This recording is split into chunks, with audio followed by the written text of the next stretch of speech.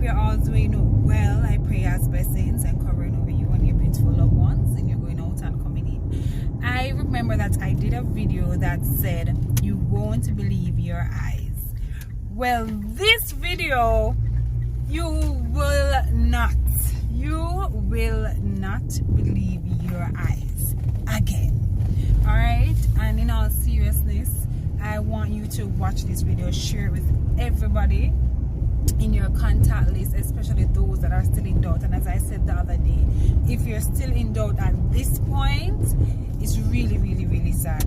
All right, so just watch this video, comment, let me know what you think, and I'm telling you, you're going to be so shocked to know that they have been planning this under our noses for decades, and what they are planning to do with the resistance. All right, so you guys take care, know that I love you, the Lord loves you, and I'll talk to you later. Bye.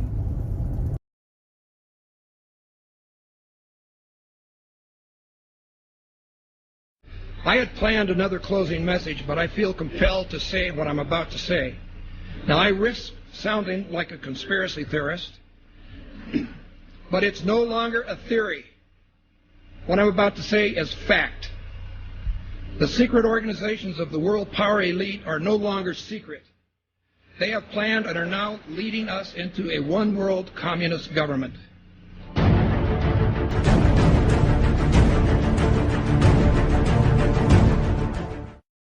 Executive order signed by President Obama has sparked controversy on both sides of the political aisle. The National Defense Resources Preparedness Executive Order was signed quietly Friday night. It gives the president the power to control U.S. resources. The Rules Committee is going to meet in the House. They are going to come up with a rule that makes it okay for them to do a same-day bill. So they'll pass this rule. It's, believe it or not, called martial law. This would give the President of the United States the authority to declare basically martial law during times of peace. There are new disturbing developments out of Washington tonight regarding the President's belief that he has the legal authority to assassinate U.S. citizens.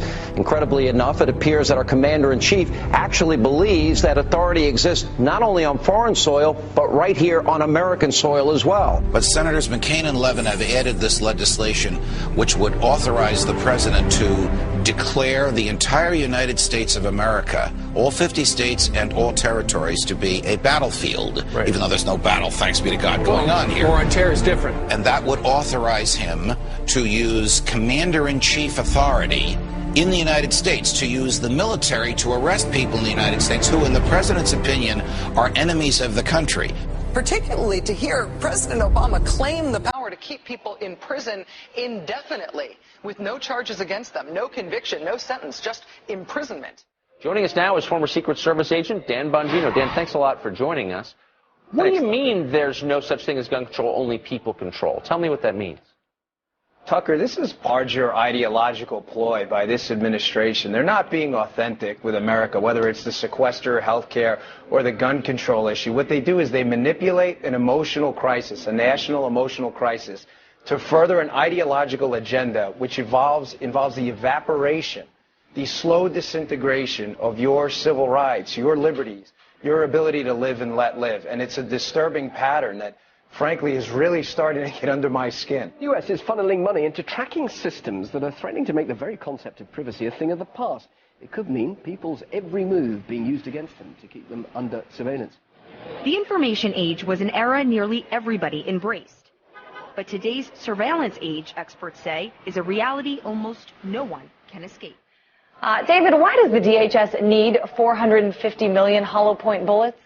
That kind of ammo that they purchased from ATK, hollow point ammunition, as you had explained, it's designed to, tear through human flesh and then expand. It's designed to kill people. This is not the optimal kind of ammo you would buy for target practice. It's more expensive and it's more precise. Do you think this is a sign that they're preparing for some sort of mass civil unrest? So they have an open bid right now, DHS, for even more ammunition, for 175 million rounds of .223 caliber rifle ammo. It's almost identical to the ammunition used by NATO peacekeeping forces. So that's very interesting. Are they planning on some kind of widespread economic unrest in the U.S. that would require NATO forces to help us out? $500 million in surplus military weaponry from the Pentagon, which is authorized through the Pentagon's 1033 program. During the late 70s, Congress passed legislation called Posse Comitatus, barring the military from operating on American soil. And in the early 80s, there was an effort to circumvent that in Congress by arming police with military-grade weaponry. And now we're seeing that play out in the streets. People in the inner city in the U.S. have been experiencing this. So civilians in the U.S. are now up against basically military-style policing.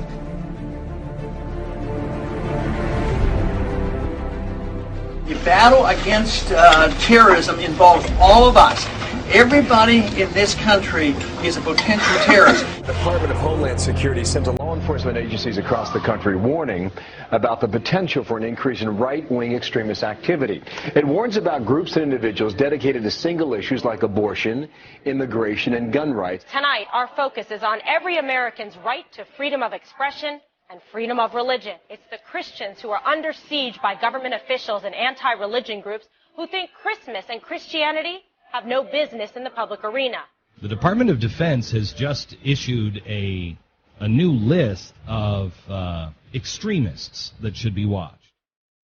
And on that, in fact, number one, past the Muslim Brotherhood, and past Hamas, Hezbollah, number one, evangelical Christians.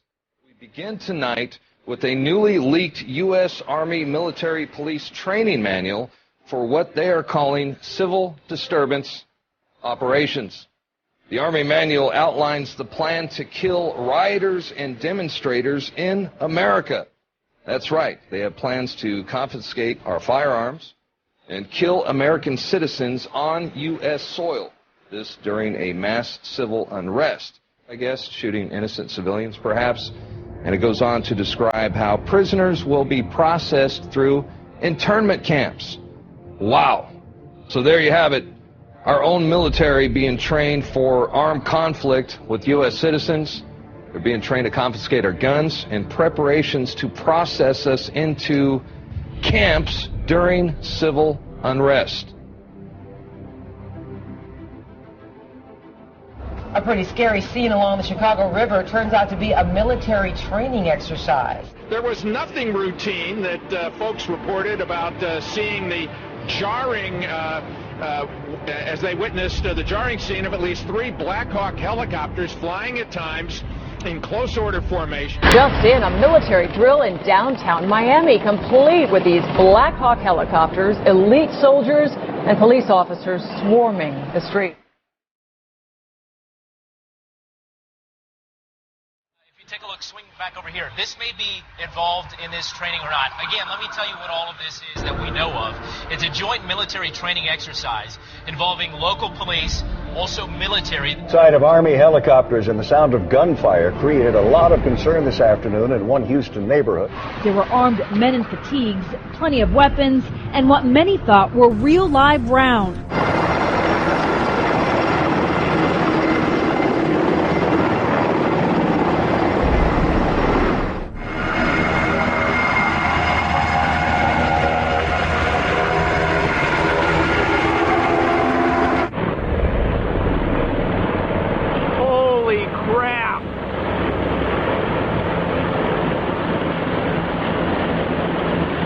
Armed Black Hawk. I told you they were coming. There's no lights on them. They're like bugs. So here's the article by Steve Watson. Military helicopters conduct covert exercises over U.S. bank buildings. This is all part of other drills going on to acclimate the public to being attacked by our own military that are happening here in the United States. Here it is. LAPD and elite military units conducted extraordinary counterterrorism training in the skies above downtown LA tonight. At one point, they made what appeared to be a drop-off at a park. Within seconds of landing, the helicopter was back in the air. It was a strange sight in the skies over Los Angeles. Military Special Forces flying a practice mission last night, and there are more exercises scheduled for today.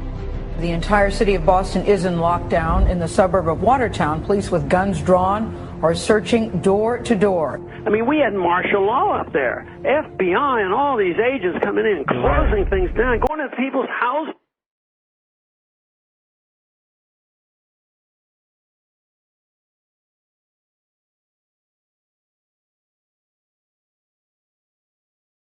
Mr. President, I do want to get right to the news of this week. Sure. The terrorism in Boston. Yeah. Many people have wondered if it took you right back to 9/11 when you heard it. Well, at first, I was deeply concerned that there might have been a organized plot. I don't know all the facts. I don't think we all know all the facts, but I was deeply concerned that this could have been, another.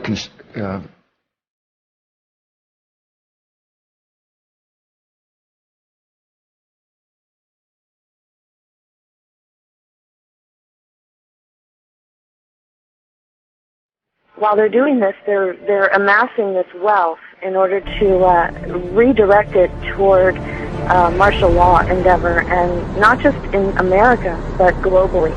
They want to lock down every country and force us into global governance, eventually force us into a global reserve currency that is like the Bancor that the IMF has been pushing.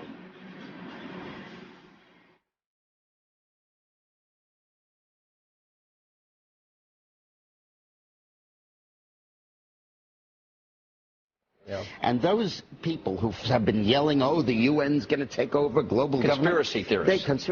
They've been crazy, but now they're right. Yeah, well, when Geithner said he would be open to the idea of a global currency last week, those conspiracy people had said and suggested that for years. Right. You're not wrong. And when massive foreign trade deals are made, they are done in U.S. dollars, which serves as the world's reserve currency. Now the UN is backing a plan to change all of that and create a new global currency. There is a global meltdown coming. It is a global depression. And one world currency and one world financial system is the end game. China said last week they want one global currency. France said yesterday or the day before that they want one world order, a new world order, at the end of this event. U.S. State Department, the Federal Reserve, even the EPA are sending billions of dollars overseas, and many economic and political decisions made in the United States just don't benefit us. They benefit a would-be one-world government. Because of the programs like this and just the fiscal conditions that we're in, it feels like there's a greater sense of urgency to get to that one-world government. Do you feel like the Obama administration may actually be hitting the gas rather than the brake pedal when it comes to this? To answer your question, absolutely. I think Obama's got his foot on the gas pedal and is going full speed ahead with taking us towards a global government. Oil looks higher, gold looks higher, currencies look weaker, all for the reasons that we talked about before. I mean, you've got huge wage disparities. I don't know how that inevitably resolves itself. It may resolve itself in some type of a global currency crisis. And then if the global currency crisis unfolds, then inevitably you get I guess an alignment under a global world government, a new global currency, and a new world order. If the feds do not stop the wild spending and do not reform Medicare and Social Security, the U.S. dollar will collapse. That means that all of our savings, all of our investments, our homes, and everything else will blow up before our eyes.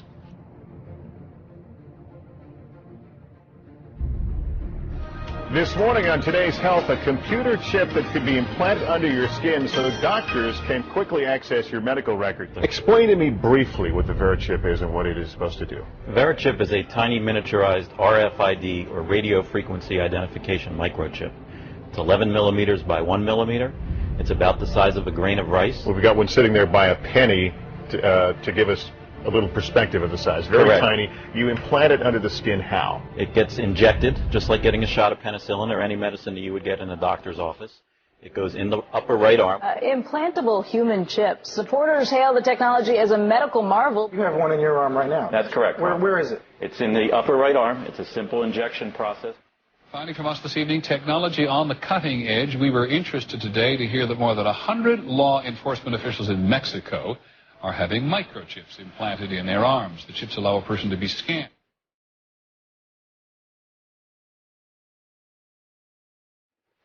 The ultimate goal that these people have in mind is the goal to create a one-world government run by the banking industry. industry run by the bankers. The whole agenda is to create a one world government where everybody has an RFID chip implanted in them. All money is to be in those chips, right? There'll be no more cash. If you're like me or you, and you're protesting what they're doing, they can just turn off your chip, and you have nothing. You can't buy food.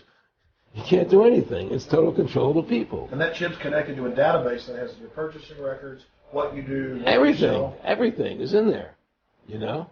And so they want a one world government controlled by them, everybody being chipped, all your money in those chips, and they control the chips, and they control people, and you become a slave. You become a serf to these people. That's their goal. Look, the CIA has done in this country, what they've done to us is unbelievable. Look at the terrorist acts that have occurred. The CIA behind most, if not all of them.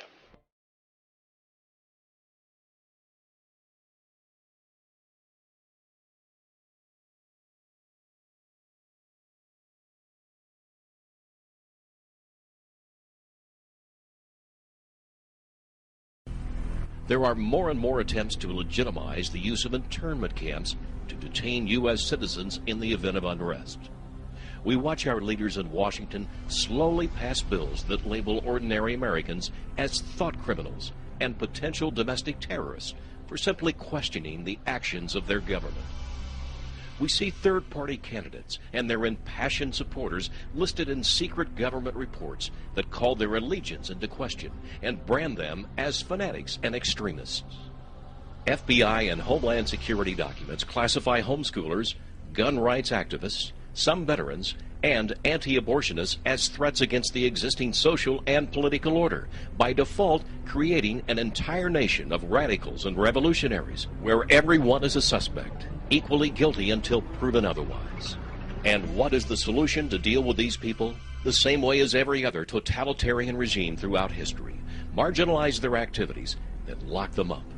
Prisons are being built, internment camps constructed, and laws passed that deal severely with anyone who dares to step out of line or ask too many questions. There are approximately over 600 prison camps in the U.S., all fully operational and ready to receive prisoners. They are all staffed and even surrounded by full-time guards, but they are all empty. These camps are to be operated by FEMA should martial law need to be implemented in the United States. The camps all have railroad facilities, as well as roads leading to and from the detention facilities. Many also have an airport nearby.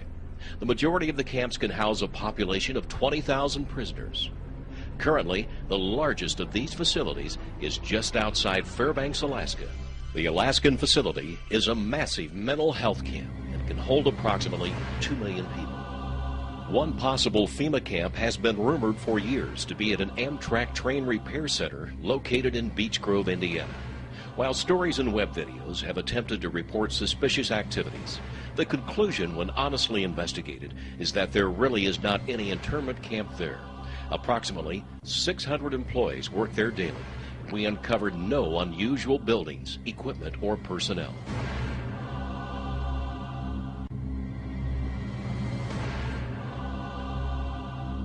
Having said that, there are many well-documented camps and prisons that have sprung up around the United States the past decade or so.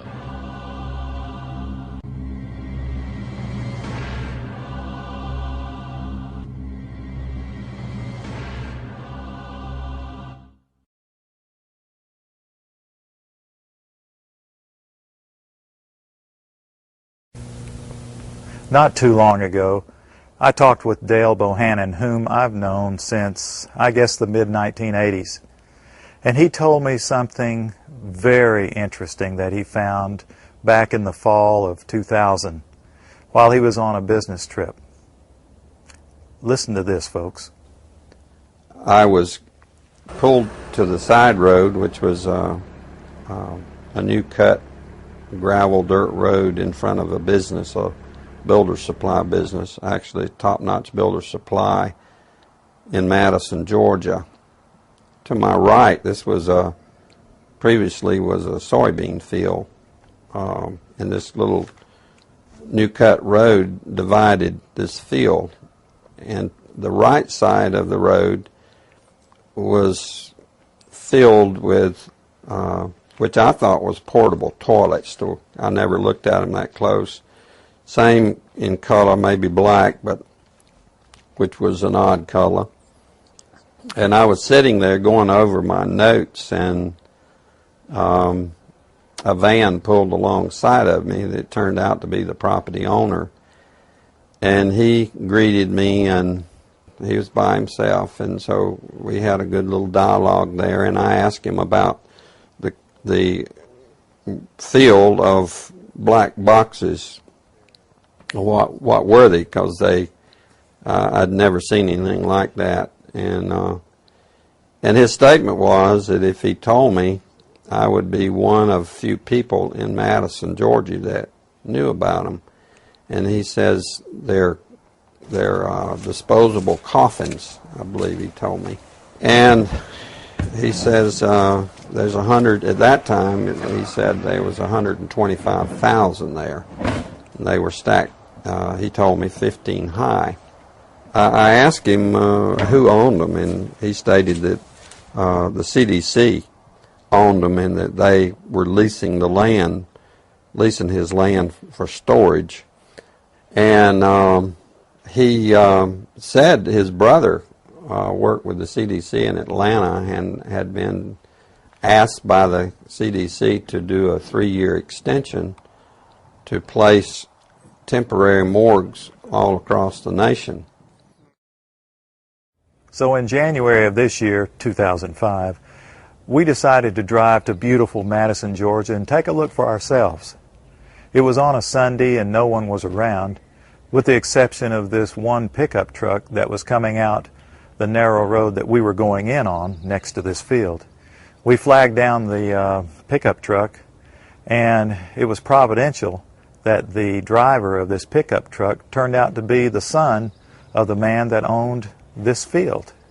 So naturally, we started asking him questions. And he told us that not long ago, there had been as many as 500,000 of these grave liners or disposable coffins. We asked him for permission if we could look around, and he said yes, so we did.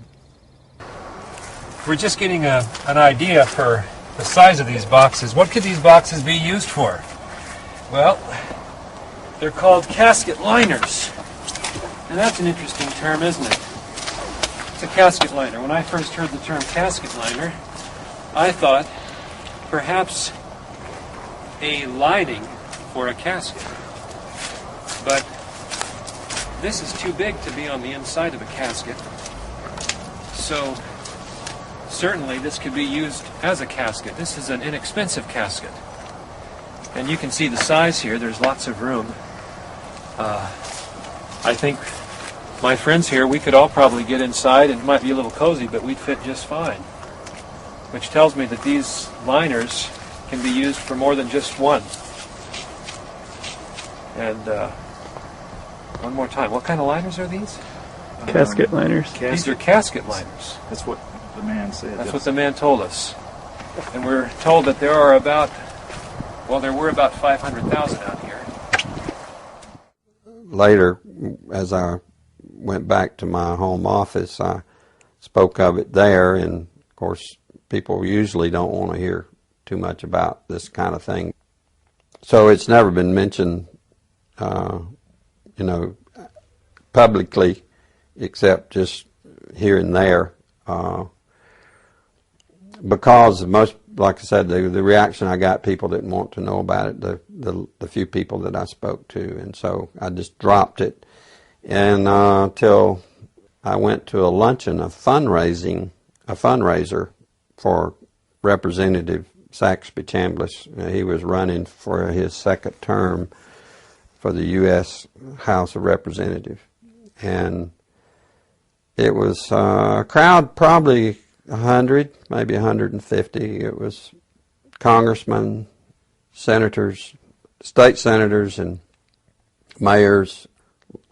There was one table we probably had 2 3-star generals and a couple of 1-star with their spouses. So it was a real high-powered meeting.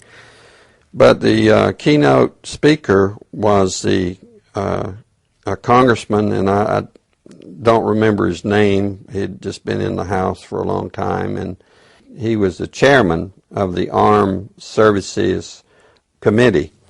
And so he just spoke in behalf of Representative Chambliss and the importance of having him on board to be reelected due to our threats. But it had to do with the nuclear devices that was missing from the old Soviet Union and that had gotten into terrorist hands, and it was, the emphasis was on the critical state that we face in this country. And he said we could lose tens of millions of people in the next decade, and he used those terms, due to a nuclear strike on U.S. soil. And I was sitting there, and it became very clear to me that that could very well explain why just weeks, I mean, could be 2 to 3 weeks prior to that meeting, that I had stumbled upon these, at that time, 125,000 disposable liners or caskets or coffins or whatever they could be termed as in that soybean field in Madison, Georgia. Did you catch what he said, friends? At this high-powered meeting, it was in Perry, Georgia, near Robins Air Force Base, the largest employer in the state of Georgia, Robins Air Force Base. The chairman of the Armed Services Committee was the keynote speaker. The chairman of the Armed Services Committee, whoever that may be, used to be Sam Nunn of Georgia, from the district I was born and raised in. Whoever that chairman is generally one of the most powerful men in Washington. And I can't remember the chairman's name at that time myself, but he said, this was in the year 2000, I believe, that in the next 10 years, possibly due to nuclear strikes, tens of millions of people could lose their lives. And we've just read what our prophet said. Now, what we've just seen is one United States city outside, this is Atlanta, it has a metropolitan population area of roughly 4 million people. So this is one field outside of one U.S. city, and the brother of the man that owns this field, that the government is leasing this field from to store these disposable coffins, this brother was given 3 years to set up temporary morgues around the country. Now, we found the website that we think these disposable coffins were made at, and we noticed that the lids that they're advertising on the website were rounded.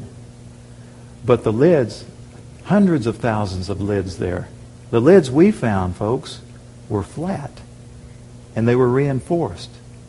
You know what that could mean? You can stack them on top of each other. That's a lot neater to stack them in disposable coffins than what we saw after the tsunami, when we would see bulldozers digging holes and taking bodies and pushing bodies into holes. America can stomach this much better.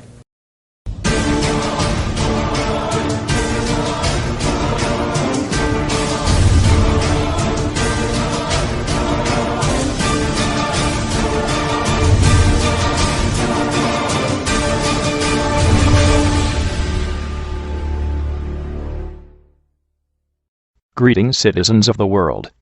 We are anonymous. This is an emergency warning. Concentration camps official document confirming the camps.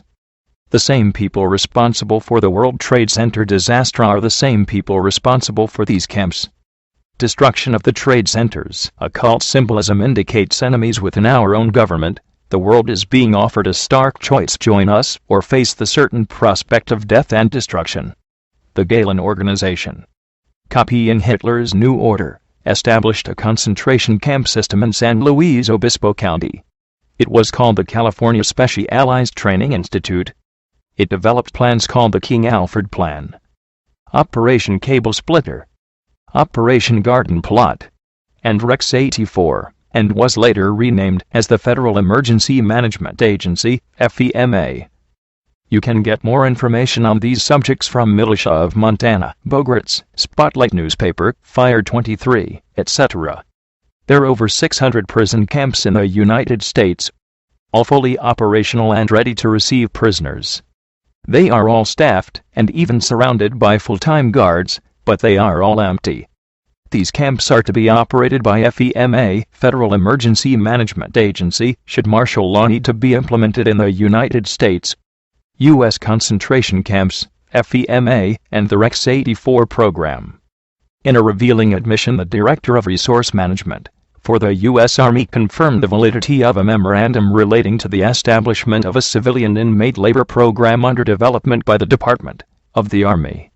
The document states, "Enclosed for your review and comment is the draft Army regulation on civilian inmate labor utilization and the procedure to establish civilian prison camps on installations." Cherith Chronicle, June 1997. Civilian internment camps up for review.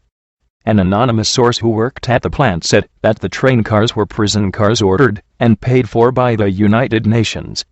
He also said that the boxcars had shackles and racks built inside by another company before they left Oregon. The rail line ends in Fort Nelson, BC, where there is a military base. It has been reported by Canadians that most of the military bases in Canada have been designed and built to be utilized as concentration/prison camps. We are anonymous. We are legion. We do not forgive oppression. We are not going to forget this betrayal on humanity. To the United States government, get ready to expect us.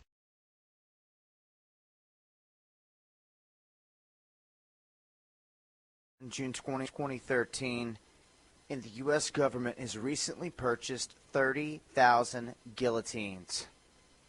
Yes, you see it right there. Now, this was lobbied for by Congress, and it passed. You have to ask yourself if all the beheadings of the Muslims that they're pulling off, well, the Muslims beheading people all across the place, if this isn't to try to desensitize the U.S. for future events. Because as the information comes out, it looks like 15,000 are being currently stored in Georgia, and 15,000 currently stored in Montana. Now,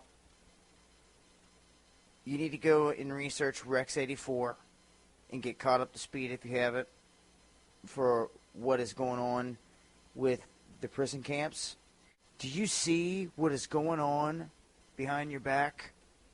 They've got you blinded by the mainstream media. There's also a little list of all the camps that are in each state. Exclusive government activating FEMA camps across America, across the United States. Sent to us by people in government. I'll just leave it at that. And it's got the 5 regions for the FEMA camps.